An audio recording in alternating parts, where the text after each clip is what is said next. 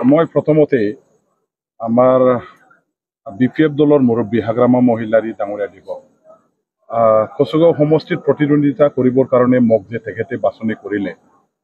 তেখেতে আমাৰ এই ৰাজনৈতিক পৰিস্থিতিত মোকে এজন কেণ্ডিডেট হিচাপে বাছনি কৰাৰ বেলেগ সঠিকভাৱে আৰু সূক্ষ্মভাৱে চিন্তা চৰ্চা কৰিয়ে তেখেতে এটা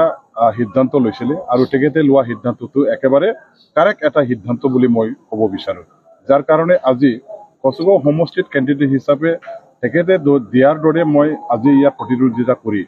মানে হাজাৰ হাজাৰ ৰাইজৰ এটা সমৰ্থন সহযোগ আৰু তেখেতসকলৰ মৰম আদায় কৰিবলৈ সক্ষম হ'লোঁ যাৰ কাৰণে আজি এই বিটিচি ইলেকশ্যনত মই ইমান শক্তিশালী আমাৰ যিবিলাক মানে চৰকাৰ পক্ষ যিবিলাকে মোৰ প্ৰতিদ্বন্দ্বী হিচাপে প্ৰতিদ্বন্দ্বিতাত নামিছিলে তেখেতসকলকো হৰুৱাই মই আজি বিজয় সাব্যস্ত কৰিবলৈ সক্ষম হ'লোঁ আৰু এই মোৰ আজি বিজয় যে মই সাব্যস্ত কৰিবলৈ সক্ষম হ'লোঁ ইয়াৰ কাৰণে এতিয়া মই কৃতিত্ব আমাৰ কচুগাঁও সমষ্টিবাসী যিসকল ভোটাৰ ৰাইজ আছে তেখেতসকলক মই দিব বিচাৰোঁ আমাৰ কচুগাঁও সমষ্টিবাসী যিসকল জাতি জনগোষ্ঠী যিসকল ধৰ্মাৱলম্বী ভাই বন্ধুসকলে নিজৰ ভোটাধিকাৰ সাব্যস্ত কৰি মোক ভোটদান কৰি পেলাই জিকাই দিলে মই তেখেতসকলক সঁচাকৈ ধন্যবাদ মানে একেবাৰে মানে আৰু শ্ৰদ্ধা তেওঁলোকৰ প্ৰতি মই জ্ঞাপন কৰিছোঁ শুভেচ্ছাও মই জনাইছোঁ তেওঁলোকৰ আশীৰ্বাদ লৈ পেলাই মই আজি এই নিৰ্বাচনী যুঁজত বিজয় সাব্যস্ত কৰিবলৈ সক্ষম হ'লোঁ মই জয়ী হ'লোঁ আৰু এই মই জয় হোৱাটো অকল সেইটো মোৰ কাৰণেই নহয় এইটো কচুগাঁও সমষ্টিবাসী ভোটাৰ ৰাইজৰ চবৰে আমাৰ জয়ী বুলি মই ক'ব বিচাৰোঁ বিপিএফ দলৰ জয়ী বুলি মই ক'ব বিচাৰোঁ হাগ্ৰামা মহিলাৰী ডাঙৰীয়া দিবৰ জয়ী হোৱা বুলি মই সেইটো ক'ব বিচাৰোঁ আজি বিপিএফ দলৰ প্ৰতি আস্থা বিশ্বাস আৰু ভাল পোৱা ৰাইজৰ মনত যদি নাথাকিলেহেঁতেন এইবিলাক ইমান মানে শক্তিশালী প্ৰতিদ্বন্দ্বী যিসকল আছে তেখেতসকলক হৰুৱাই বিপিএফ দলে ইয়াত চৰকাৰ নথকা এই অৱস্থাত থাকি প্ৰতিদ্বন্দ্বিতা কৰিবলৈ বাধ্য হোৱা এইখিনি সময়ত মোক নিশ্চয় জিকাই দি আজি ইয়াত বিপিএফ দলৰ মান সন্মান ৰক্ষা কৰাটো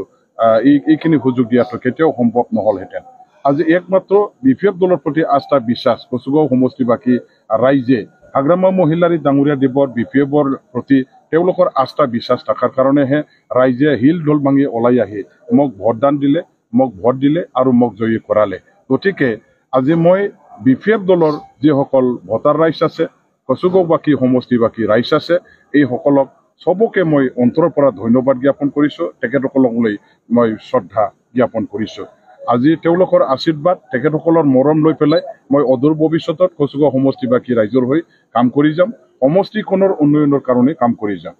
এতিয়া কথাটো হ'ল যে বিপিএফ দলে যিহেতু একসংখ্যা গৰিষ্ঠতা লাভ কৰিবলৈ মানে সক্ষম হোৱাৰ পথলৈ গতি কৰিছে আৰু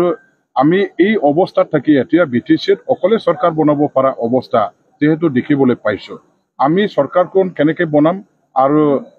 আমাৰ চৰকাৰ বনোৱাৰ ৰণকৌশল কি হ'ব নিশ্চয়কৈ আমি অহাকালি আমাৰ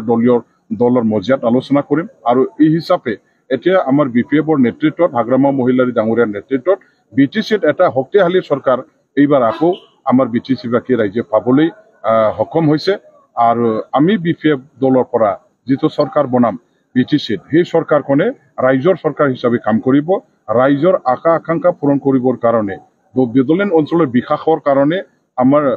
বিপিএফে নিৰ্বাচনী যিবিলাক আমাৰ ইস্তাহাৰত আমি প্ৰতিশ্ৰুতি দিয়া সেইবিলাক আখৰে পালন কৰি সফল কৰি আমি কাম কৰিবৰ কাৰণে এটা সিদ্ধান্ত লৈ সংকল্প লৈ পেলাই কাম কৰি যাম আমাৰ চৰকাৰ বনাবৰ কাৰণে নিশ্চয় আমি কাইলৈ আমাৰ দলীয় মজিয়াত আলোচনা কৰাৰ পাছত চৰকাৰটো কেনেকৈ বনোৱা হ'ব মই আপোনালোকক জনাই দিম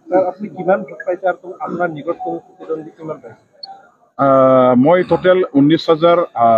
মানে 799টা ভোট পাইছোঁ আৰু টোটেল আমাৰ ডিফাৰেঞ্চটো হৈছে 6,105 মই ডিফাৰেঞ্চত আজি জিকিছোঁ আৰু সেইটো বিটিচি ইলেকশ্যনৰ কাৰণে এটা হিউজ মাৰ্জিন বুলি মই মানে সেইটো ক'ব পাৰোঁ